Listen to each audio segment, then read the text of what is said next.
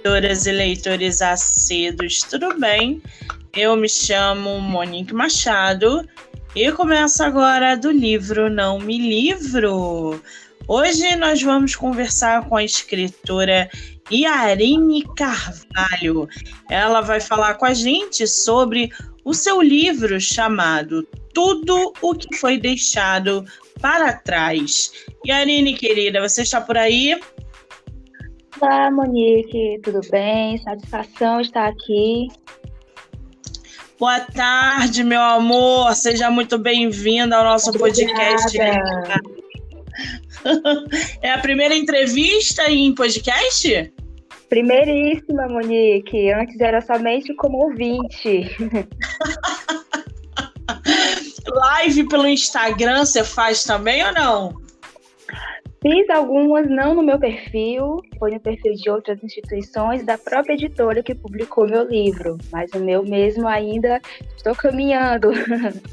Muito bem, é isso aí, o caminho é esse, é divulgar, é aparecer para falar com seus leitores, é deixar que as pessoas conheçam o seu trabalho literário. Me diz uma coisa, você é de qual lugar do Brasil? Sou de Fortaleza, no Ceará. Fortaleza, terra boa. Conhece o Rio de Janeiro? Ainda não, Monique, mas pretendo um dia conhecer as terras cariocas, as terras de Machado. Então, se vier, por favor, mande mensagem para que a gente possa trocar figurinha, tá? Com certeza. Tomarmos um café. Exatamente. Ou uma cervejinha, né? Ah, pode ser. Yarine, me diz uma coisa. Teu livro chamado Tudo o que Foi Deixado para Trás. Como é que surgiu o título do teu livro?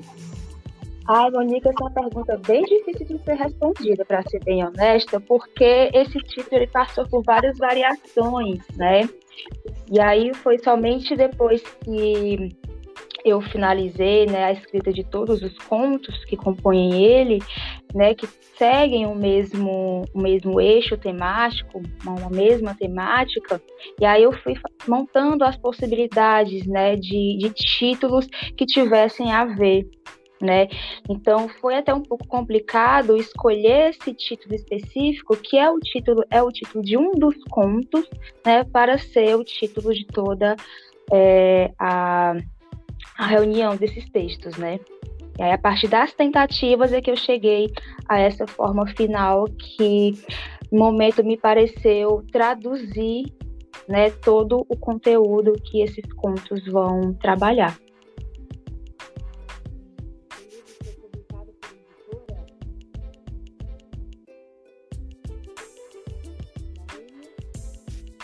Sim.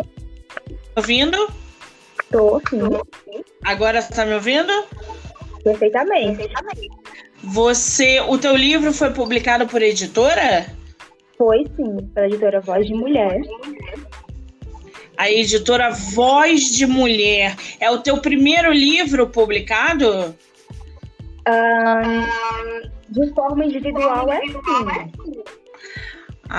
Entendi. Mas eu participo de outro, que é uma antologia, né? Foi a minha primeira participação literária em livros, né?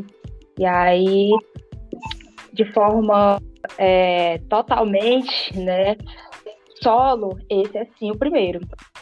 Que maravilha! Como é que foi essa sua experiência de publicar livro de maneira independente, por editora? Monique, é sempre um trabalho muito delicado no primeiro momento, né? Para mim já não foi tão difícil, porque eu já tinha contato com a editora, né? A antologia que eu faço parte foi uma antologia organizada e publicada pela Voz de Mulher. Então foi mais tranquilo, né? Mas o processo de escrita desse livro, né, de preparar a primeira versão do manuscrito, é sempre aquele processo tenso, né, de enviar feedback, é o processo a princípio, um pouco angustiante. Sempre é. Eu acredito que quando a editora e o autor, né, ou a autora, conseguem aí caminhar juntos, a probabilidade do livro dar certo é muito alta, porque não existe essa conexão que precisa existir mesmo para que o sucesso seja garantido. Então, é bom quando a gente encontra até do lado da própria editora, encontrar um escritor aberto a novas ideias. Então, assim, é todo um conjunto de equipe formado para a produção do livro. Agora, essa capa está lindíssima.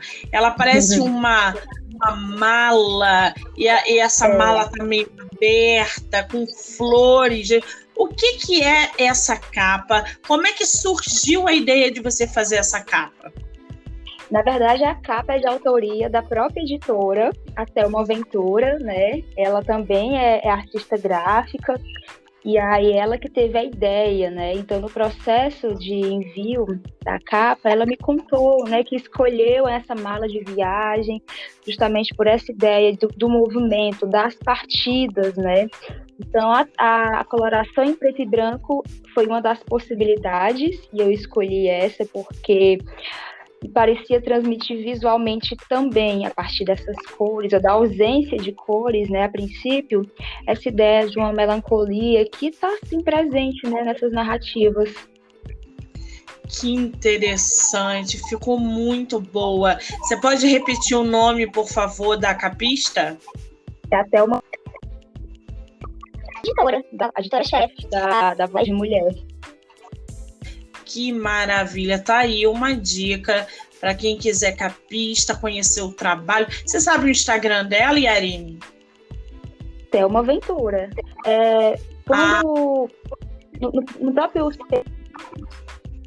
da Voz de Mulher, creio que talvez tenha, né, o perfil já anexado ou algum link para direcionar o perfil da própria Thelma. Então tá bom, então tá explicado. Bom, eu tô aqui com a sinopse do teu livro, eu posso ler um trechinho para inteirar ainda mais os ouvintes e leitores do teu livro? Com certeza, Monique. Bom, gente, eu vou ler para vocês um trechinho da sinopse do livro Tudo que foi deixado para trás, da autora nacional Yarine Carvalho. Tudo que foi deixado para trás é um livro que reúne 7 contos que orbitam em torno de temas centrais: o abandono, a fuga e a tentativa das personagens, cada uma à sua maneira, de deixar algo para trás. Tudo no livro está em movimento e, por vezes, circunstâncias inesperadas ocorrem. Uma adolescente que resolve fugir e tem como única testemunha um ser improvável. Uma mulher que, após o divórcio, desaparece de forma inexplicável. Ou uma jovem que, após terminar subitamente um relacionamento aparentemente perfeito, reaparece de forma misteriosa anos depois para esclarecer uma lacuna do passado. E Yarine, a sua sinopse foi produzida sozinha ou em conjunto com alguém? Sozinha. Que maravilha! Agora me diz uma coisa, do que se trata o seu livro? Fala pra gente sobre o conteúdo dele, o que o leitor pode esperar em tudo o que foi deixado para trás? Monique, são narrativas que falam de abandono, a princípio, né? Abandono, traumas, perdas, né? Então, esses são os temas centrais que vão unir esses contos, né?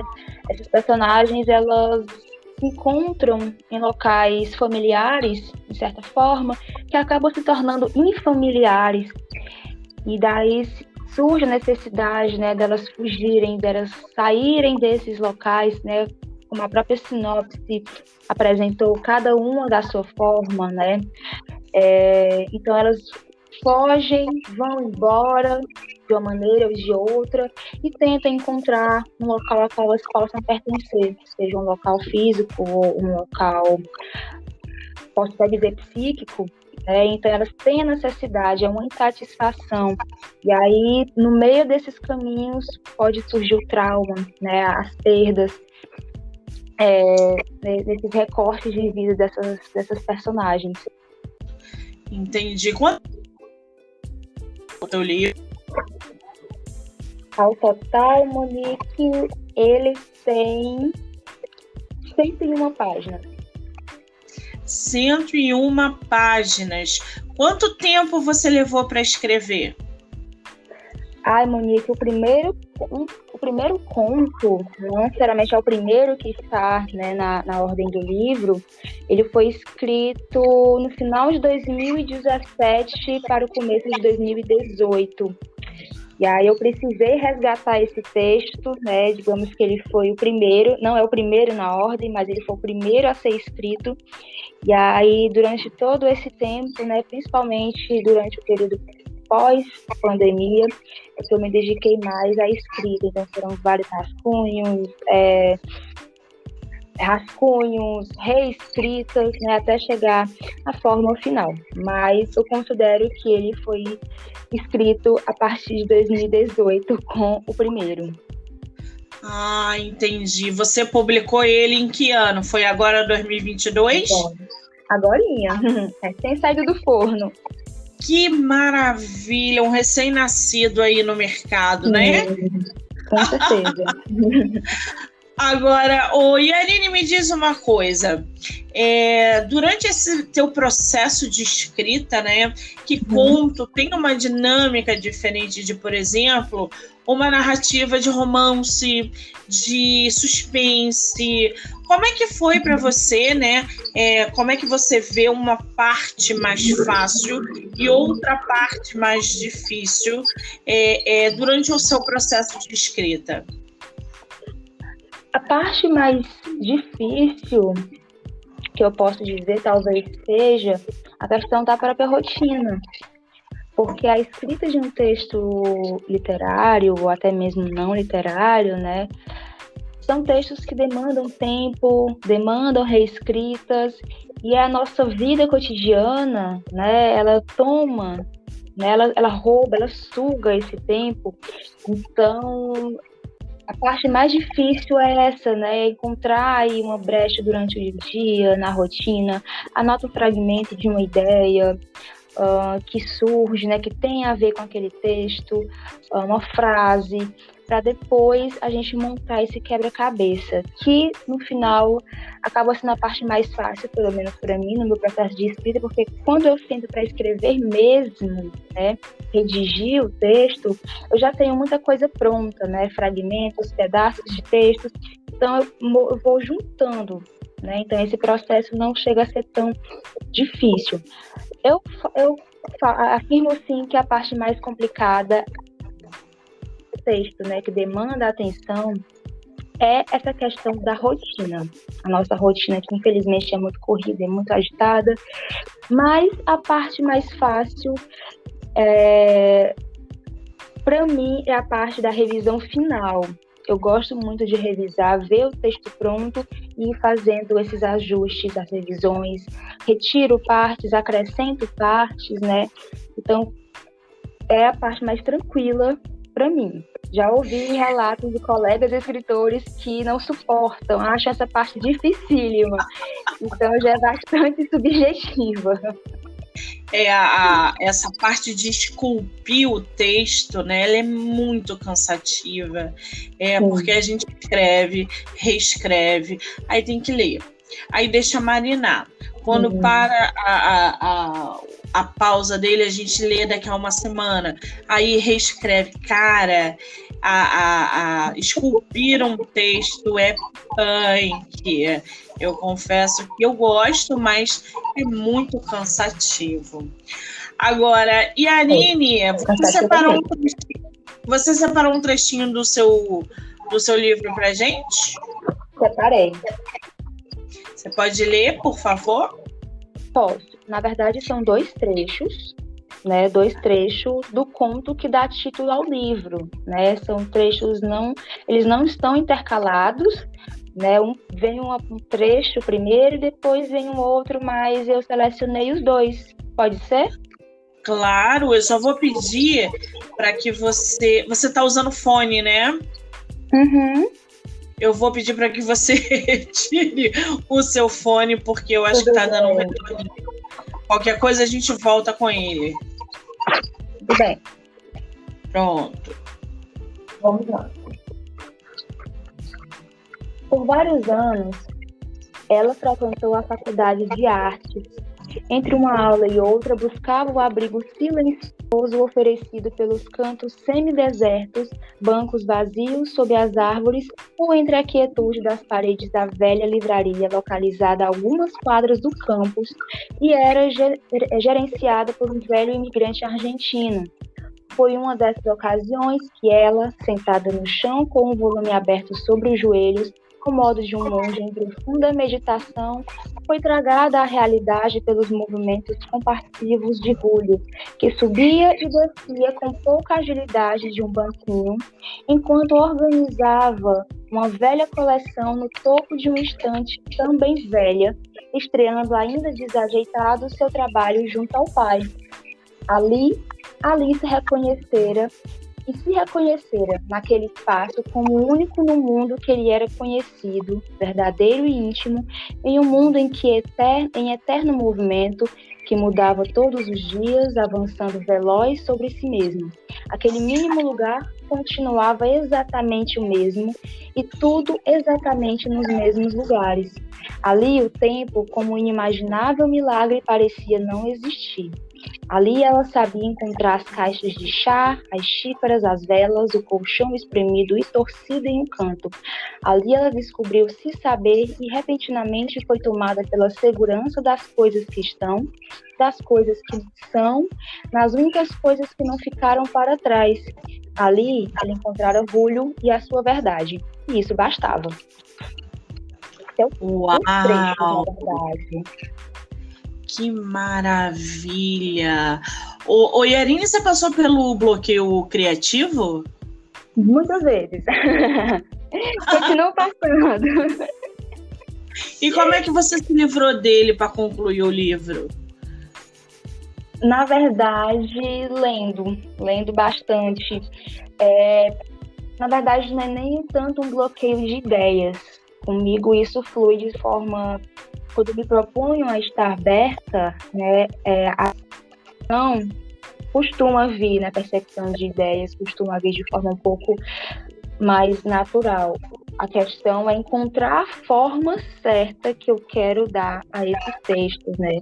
Então, nesses momentos, eu procuro reler autores que, de certa forma, dialogam, que são as minhas próprias referências, né? Então, enquanto eu escrevia, eu tinha sempre, né, a minha mesa, ou a cabeceira, um livro que era a minha referência no momento. E isso me ajudou e eu acredito que ajuda bastante. Que maravilha! E já que a gente está nesse assunto, o que você está lendo atualmente? Eu estou relendo, na verdade, o romance A Casa, da escritora cearense Natércia Campos, um livro belíssimo, belíssimo. Estou tendo a felicidade de reler. Que maravilha! E qual é a tua escritora favorita?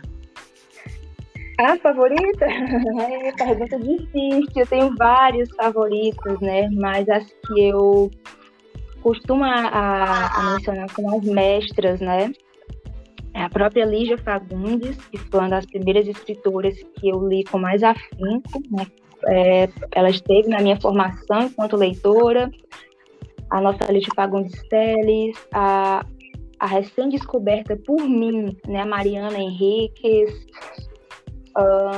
a própria Natércia Campos, né? A escrita dela é belíssima e acaba tendo alguma influência. Então, são várias, né, que atravessam o caminho como grandes influenciadoras. Só referência boa da nossa autora, que coisa maravilhosa. Agora, dentro da tua família, só você escreve? Até onde eu sei, sim. Meu pai eterno, porque geralmente vem alguém, ou a mãe, ou a avó, ou o tio, que estão ali escrevendo, mas nunca publicaram, estão produzindo textos, mas nunca tiveram a oportunidade de publicar. Nesse caso, não, isso veio da autora. Alguém na tua família te incentivou não só o processo de escrita, mas dentro da leitura também? Como é que é essa tua relação, não só com a escrita, mas com a leitura? Você lê e escreve desde muito nova? Como é que isso desenvolveu na tua vida? Começou com a influência da minha avó. Minha avó era uma grande leitora, né? Ela tinha estantes imensas na casa dela, né? Então, eu cresci vendo aquelas prateleiras, né? Aqueles volumes. Então, acaba tendo aquela presença, acaba tendo influência, né? E teve sobre mim, né? Então, com essa figura leitora, eu digo mesmo que foi a minha avó, né, que estava ali sempre lendo, sempre tinha um boletim, né? Pessoas já me contaram que ela era uma excelente, grande leitora de romance policial, ela adorava, eu descobri há pouco tempo, né? E aqui conviver, né? A criança, ela vê aquilo e ela quer mexer, ela quer pegar, ela quer saber o que é, né? E com certeza teve uma influência grandíssima. Exatamente, porque quando o exemplo está ali do nosso lado, a tendência é a gente seguir, né? E que incentivo, que exemplo que você teve dentro de casa, vindo aí da tua avó em relação à leitura. Provavelmente ela deve ter lido Agatha Christie inteira, já que ela gosta muito de um mistério, real. Que coisa boa, né, gente? É bom. A junção do ambiente familiar na leitura junto com a escola também é outro fator determinante para o desenvolvimento de uma criança quando ela se volta para os livros. Isso é muito interessante. Com certeza. Agora, né? Pois é. Agora me diz uma coisa. Próxima publicação. Tá muito cedo para falar de um novo livro ou você já está produzindo? Já estou produzindo, Monique. É uma máquina, gente. Já estou produzindo. Agora, previsão de datas aí já é uma outra questão, porque entra novamente aquele fator, né, que eu mencionei há pouco, que é a questão da escrita dentro de uma rotina que é extremamente corrida, é cansativa. Eu também sou pós-graduanda, né, então a escrita acadêmica acaba sugando muito tempo da gente, né, aquela escrita mais técnica, mais, né, e a escrita literária acaba sendo forçosamente deixado para um segundo plano, né, dado as questões dos prazos que a gente precisa cumprir, mas o projeto já está encaminhado, né? Que maravilha! E vai ser por editora ou vai ser publicação independente? Isso ainda eu preciso decidir, mas não tem nada quando é uma editora. É bom quando eu edito com a editora, porque a gente tem esse amparo, né? A gente não está sozinho, a gente tem esse suporte, o que facilita muito durante a caminhada, né, de publicação. Exatamente. Bom, vamos aguardar, né? Cabe a nós, leitores, aguardar mais essa publicação da nossa autora. Agora, Yarine, a gente está vendo aí, dentro do mercado editorial, um crescimento muito grande dos e-books, ou seja, os livros digitais. Você, como leitora, como escritora, né? Leitora porque consome também e-book e escritora porque na hora de publicar o seu livro também vai em formato digital. Como é que você vê essa relação dos leitores com os e-books e dos leitores com os livros físicos, já que os dois estão no mercado, mas nem sempre, por exemplo, o livro físico atinge a marca de venda dos e-books. Como é que você vê isso? Eu vejo isso como oportunidade, Monique, de flexibilizar o acesso ao livro, né? Eu sou uma grande leitora de e-books, adoro ler e-books, né? No Kindle, adoro. Às vezes, um livro, né, que se fosse físico, eu não teria lido, ou não conseguiria ler durante aquele período de tempo, e o e-book veio, né, para facilitar. Então, muitas das minhas leituras que eu fiz mesmo ano passado, a grande maioria foi por meio do e-book, né? Então, eu vejo essa publicação por meio dos livros, né, a versão digital dos livros, como uma forma de flexibilizar esse acesso, que é o que a gente precisa, né? Tornar o texto acessível, esse produto cultural acessível a todos. Né? Então, quase sempre, né, o livro digital se torna mais viável para as pessoas do que o próprio livro físico. Né? E isso é uma, né, para essa comunidade leitora, é um ganho. Exatamente. Eu estava conversando outro dia com outra autora e ela falou assim, Monique, de repente, se não fossem os e-books, a gente não teria acesso a tantos autores nacionais como a gente tem atualmente, né? Porque as pessoas talvez não conheceriam, porque o livro físico não é sempre que uma pessoa pode estar pagando 40, 50, 60 reais, mas a pessoa que tem ali o Kindle ilimitado, por exemplo, onde ela tem milhões de livros digitais de autores nacionais ou não, e elas podem estar acessando, é um passo à frente. E é verdade, os e-books vieram para revolucionar esse mercado. E que bom, né? Isso é muito bom. Para agregar, né, na comunidade leitora. Exatamente. Agora, Yarine, me diz uma coisa. Você falou da tua escritora, né, das tuas escritoras favoritas, você citou um monte de referência. E escritor, você tem alguém que te inspire, que você leia, consuma ou não? Tenho vários, né, vários que eu simplesmente adoro. E, enfim, também são grandes referências para mim, a gente não pode deixar eles de lado, né? Um escritor que eu gosto bastante, que é o escritor que eu sempre busco, os livros, os textos dele, quando eu me sinto cansada de tantos textos difíceis de ler, que é o escritor japonês Haruki Murakami.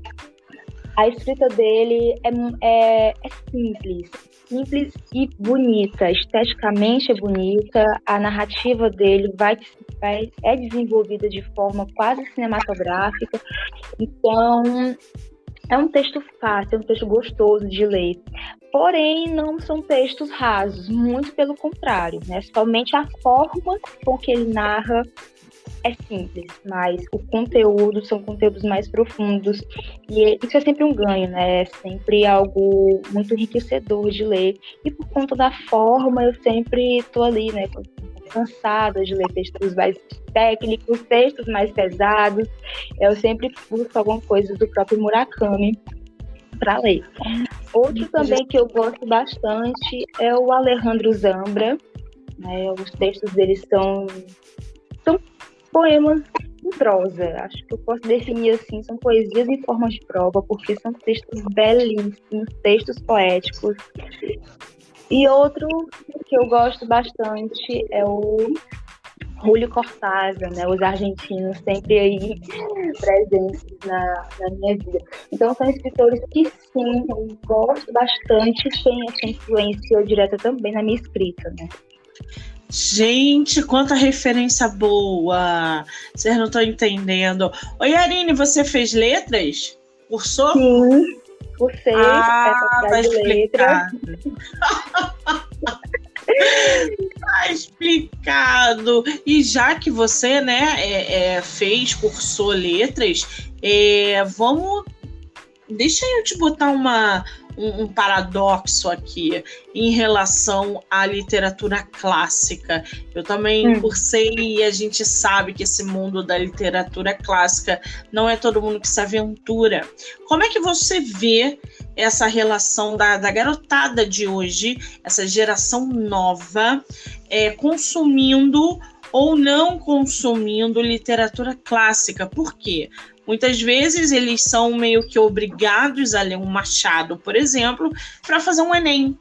Mas no dia a dia eles estão preferindo consumir outras coisas. Você acha que essa distância da geração atual com a literatura clássica se dá por causa do vocabulário ou isso não tem nada a ver? Apenas em parte, sabe, Monique? Concordo que porque a gente pega, por exemplo, um texto de Machado de Assis, né, que é lá do século XIX. Claro que a linguagem, né, por mais que essa linguagem dele, que ele propôs a usar, fosse a linguagem, digamos, simples, né, da época, para os dias de hoje, não é, né? E nas escolas, nós vemos que os nossos alunos estão passando por um processo de formação leitora. Mas penso que, apesar dessa pequena dificuldade causada pela própria linguagem, nada impede os alunos terem conhecimento e acesso ao conteúdo que é abordado por esses livros. E nada impede também deles, né, de haver um diálogo entre os que eles escolhem ler por vontade própria, que isso é uma atitude belíssima da parte deles, né? Nada impede das duas coisas caminharem juntas. A gente está vendo, né, que essa garotada está bem distante da literatura clássica. Eu tenho adolescente em casa, entre aspas, né, meus sobrinhos, e realmente eu não vejo eles consumindo um Machado, um José de Alencar, um Guimarães, até mesmo Clarice, né, que é um pouco mais à frente. A gente não consegue conectar essa geração nessa literatura. E outro dia eu estava assistindo uma live. Fala. Não, é porque a gente só vai conseguir, né, à medida em que eles tiverem contato por eles mesmos com a leitura. Eles buscarem os textos que eles querem ler para depois ir avançando, né, seguindo essa trajetória até chegarem nos clássicos, né, que, convenhamos, são complexos até para nós. Exatamente, é verdade. Isso a gente não pode negar. Agora, Yarine, me diz uma coisa. Teu livro vai ter audiobook futuramente ou você não pensa nisso? Olha, Monique, agora que você deu uma ideia. O audiobook é extremamente inclusivo, né? Pensa sobre isso com carinho, porque o audiobook é inclusivo. O teu livro vai atingir deficiente visual, dislexo, pessoas que às vezes não têm tempo de ler um livro físico digital, mas está na academia, está indo para o trabalho, está viajando e está ouvindo o teu livro. Então, o audiobook é uma poderosa ferramenta e eu indico para todos os meus autores, quem puder investir em audiobook, por favor, invista. Vocês vão ver uma diferença imensa no público de vocês, agregador, na verdade, né? Então, é muito importante. E a Irene, eu vou te dar uma frase. Você completa ela? Posso tentar. Eu escrevo porque eu busco entender as coisas da vida. Busca entender o quê? As coisas da vida. Ai, gente, é uma poeta, né? Vamos combinar? Que maravilha! Vamos fazer uma rapidinha na gente, né, esse entendimento da própria vida. Exatamente. Então, por aí. É uma forma terapêutica, né, da gente lidar com os nossos próprios sentimentos, escrever, pintar, compor. Eu acho que é excelente, assim. O escritor que domina, que sabe que a escrita é fundamental na vida dele, nem precisa pensar como você fez agora, só responder. Que maravilha! Vamos fazer uma rapidinha literária? Claro. São 7 perguntas, você não pensa, você só responde, tá? Nossa. Vamos lá. Livro único ou série? Livro único ou série? As Brumas de Avalon. É o quê? As Brumas de Avalon.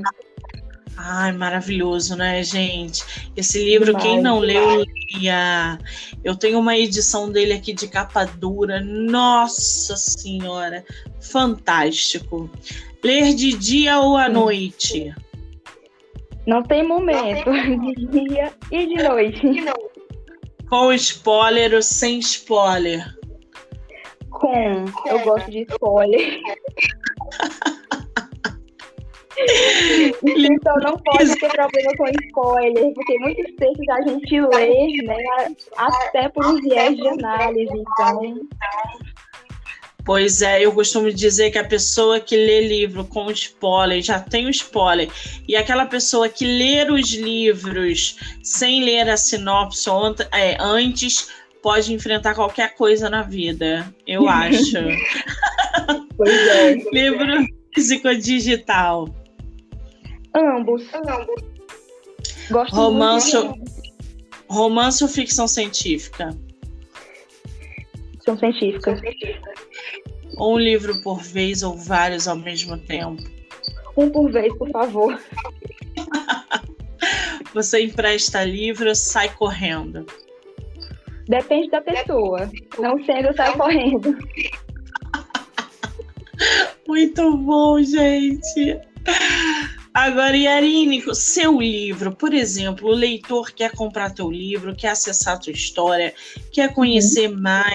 Aonde o teu livro está à venda? É pelo teu Instagram, é por site, tem e-book, tem livro físico? Como é que tá isso?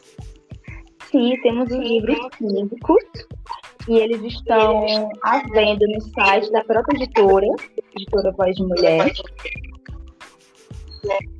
Então, eles estão lá e eles estão à venda para quem é aqui de Fortaleza na livraria Lamar. Fica pertinho do campus do Centro de Humanidades da Universidade Federal do Ceará. Então, está na livraria daqui e está na livraria virtual do próprio site da editora. Que maravilha! Qual é o teu Instagram para quem quiser te conhecer, passar a te seguir, acompanhar o seu trabalho? @Yarine Carvalho. Apenas isso. @Yarine Carvalho. Gente, eu vou deixar o Instagram da nossa autora descrito no canal do YouTube chamado Do Livro Não Me Livro. Essa entrevista vocês vão poder ouvir pelo Spotify, Anchor, Amazon Music e evidentemente no YouTube. Do Livro Não Me Livro. Então vai estar lá na descrição o Instagram da nossa autora para quem quiser, tá bom? Muito bem, Yarine, você sobreviveu à sua primeira entrevista em podcast. Como é que você está se sentindo? Estranhamente bem, porque, como eu falei no começo, eu adoro podcast literário, então adoro. Agora estar participando de é uma satisfação imensa, Monique. É uma delícia falar sobre livro, né? Principalmente sobre o livro. Ai, querida, eu só quero te agradecer pela oportunidade que você me deu de ter você no meu podcast, da gente conversar sobre o seu livro, falar um pouquinho sobre a sua história. Volto a dizer que é importante essa ponte do escritor com o leitor. Então, divulgue sempre que você puder. Eu te agradeço imensamente. Desejo para você todo o sucesso do mundo, que você não pare de escrever, não pare de publicar, e eu espero que você volte em breve com mais conteúdo literário e novo lançamento, tá? Felicidade, eu agradeço imensamente o convite, Monique. Felicidade, satisfação imensa ter participado desse momento com vocês. E é sempre bom falar de literatura, convenhamos, né? Sem dúvida nenhuma. Meu amor, um beijo grande, obrigada. Eu que agradeço. Um beijão, Monique. Ai, gente, que delícia, né? Falar com escritoras, conhecer mais gente, falar de livros é muito bom. Bom, hoje encerra a maratona de entrevistas aqui no podcast. A gente só retorna no dia 7 de outubro. A gente bateu um papo aí com a autora Yarine Carvalho. A gente conversou sobre o seu livro Tudo o que foi deixado para trás. Vou me despedindo de vocês. Agradeço quem está ouvindo, quem ouviu, quem vai ouvir. Muitíssimo obrigada. Eu sou Monique Machado e esse foi do livro Não Me Livro. Obrigada, gente.